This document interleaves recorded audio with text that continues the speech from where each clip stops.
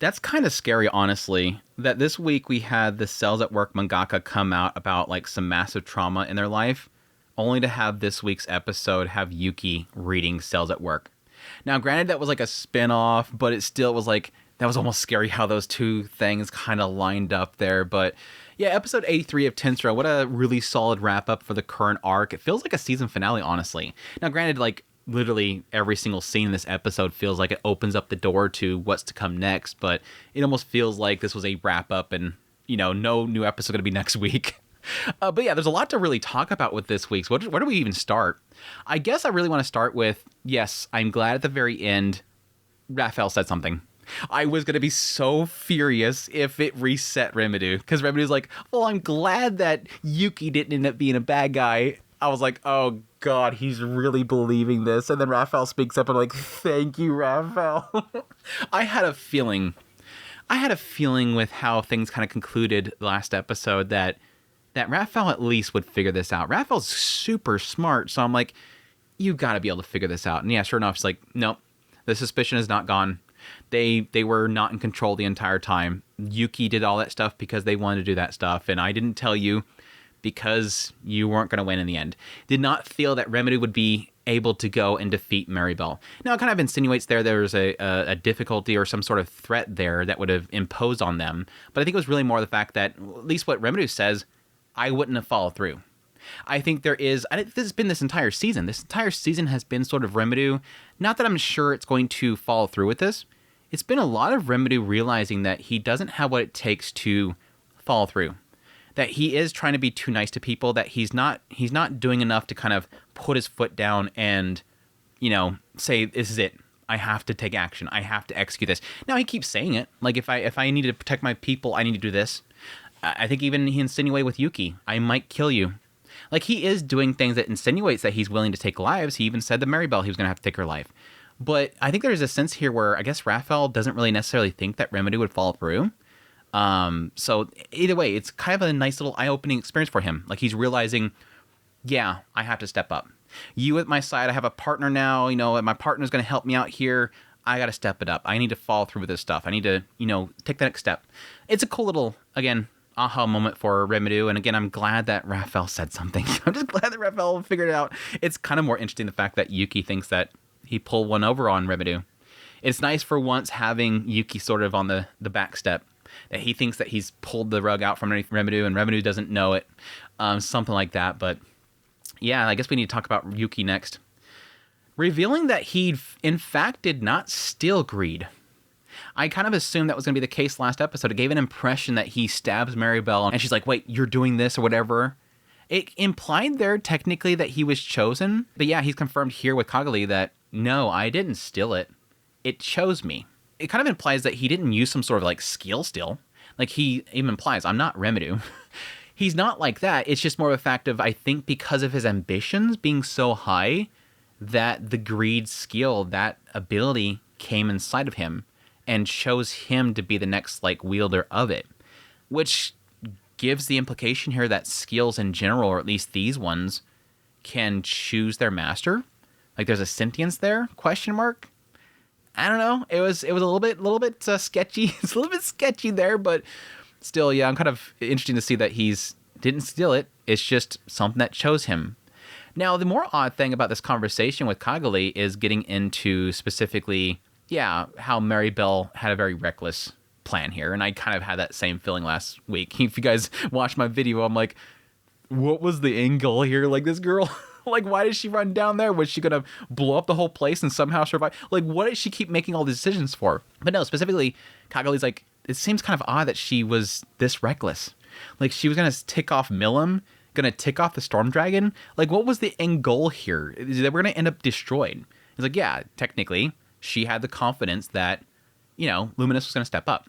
The protection of Luminous was gonna be there. They were gonna protect the Western nations from whatever's gonna come towards them. And getting more into specifically, how Grenville seems to have some sort of connection with Luminous. Now, there's the interesting thing. I'm kind of curious about that. I'm assuming in the next couple episodes, where that's potentially going to be the next story we're getting into, because we end the episode with Grenville basically saying humanity's lost their only hope. He was feeling that Mariabel was humanity's hope. Now with her gone, it seems like he's pissed. It seems to imply this guy is done. Whatever was holding him back is gone, which, again, I'm curious to get more into in the future. But he's like, you've taken everything from me. Humanity's hope is gone. He's pissed. But again, it implies there is some sort of connection with Luminous specifically. And I'm wondering if all these two scenes specifically, the reveals around Granville being close to Luminous, having some sort of bond there, and that final scene about somebody taking something from him and humanity lost, if that's all going to be tied together. My current theory here is they imply that Granville and Luminous used to be like arch rivals back in the day, and they fought. And that something happened between the two of them, that they made some sort of connection. And again, implies that the reason that Mariabel was so confident is that she felt that Luminous would step up and protect the Rosso family.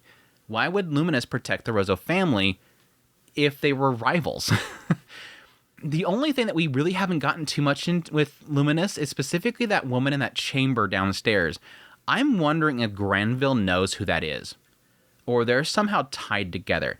Now, I went back to check to see if that girl in the chamber had blonde hair like the woman in the portrait that Granville was looking at. She didn't. She had black hair. Of course, I think back then I was kind of assuming that maybe she was potentially an isekai or something like that.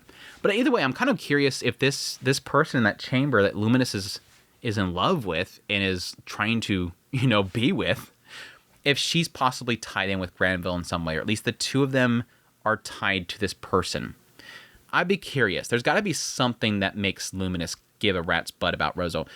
I don't know. In the end, there's a chance that Luminous doesn't really care so much about them. It's just more of an aspect of that sort of an agreement they made at some point that she would follow through with. I don't know. I do know that we have all signs pointing to the fact that, yes, Luminous would probably be able to handle the situation, especially Veldora. We've seen her take care of Veldora plenty of times.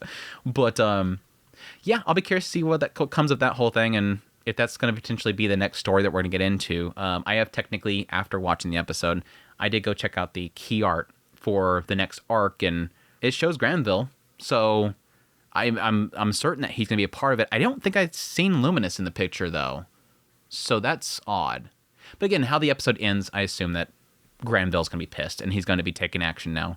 I think there is an element where I'm kind of curious as to why he hasn't taken action until now. He's this famed hero of the past. Why would he have Mariabel handling this stuff?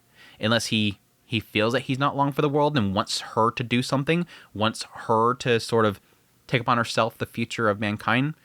I don't know. But that was again a little interesting little reveal there that Yuuki is pretty confident that Granville and the Rosso family is connected to Luminous in some way, and assumes that they will take action. But yeah, it seems like Yuki's not done with Granville. He's going to go meet with him. I think that letter at the end was the letter that Yuuki sent him, basically saying that, hey, Mariabel's dead, and that she was controlling me, and that, we need to talk about how to clean up after her. I wonder. So Yuuki wants to meet with Granville. I think he wants to keep that door open with Granville.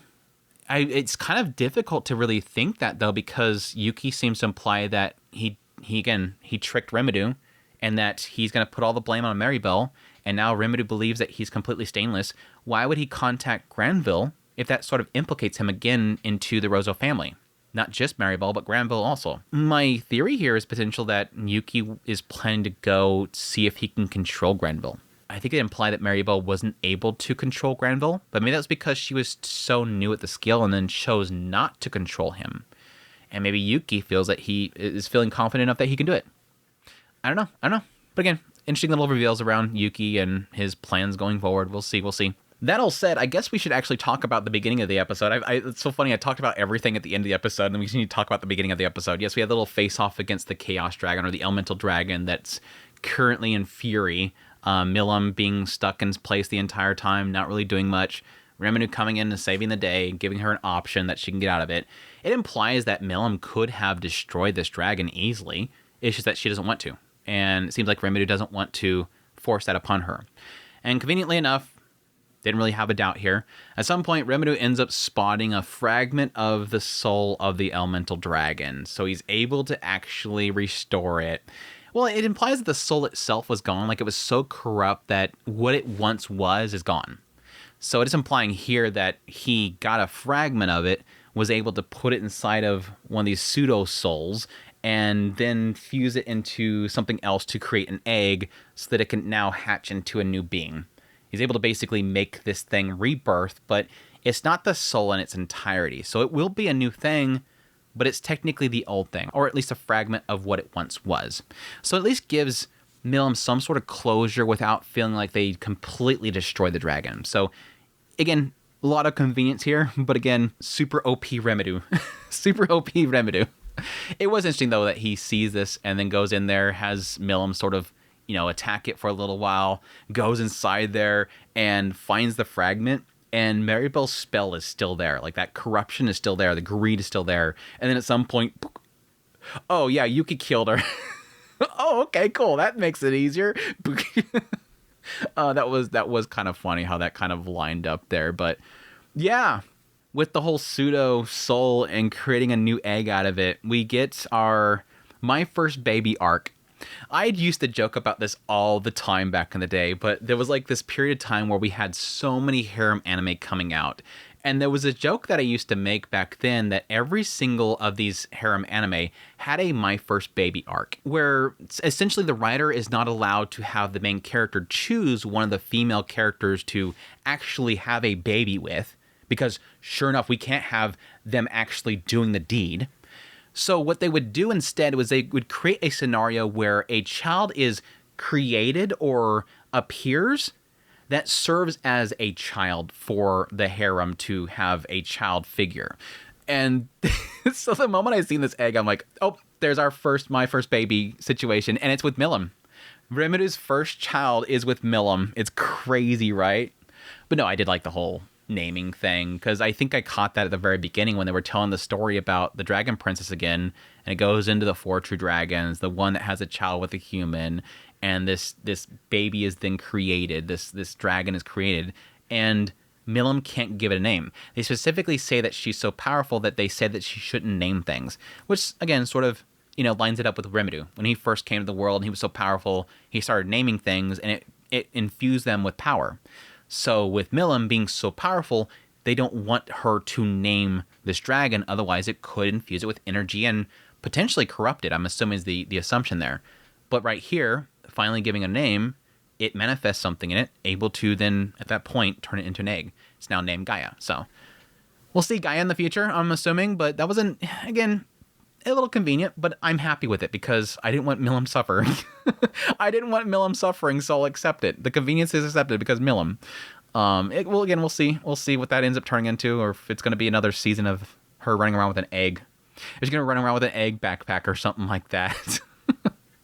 Every now and then, Rimuru walking in the room and she's sitting on an egg. Anyways, I think that's pretty much everything in the episode. They did kind of imply later on something with Raphael, that as he's talking about, doing this stuff with his partner, suddenly it shows his figure and it says that he felt like Raphael laughed a bit.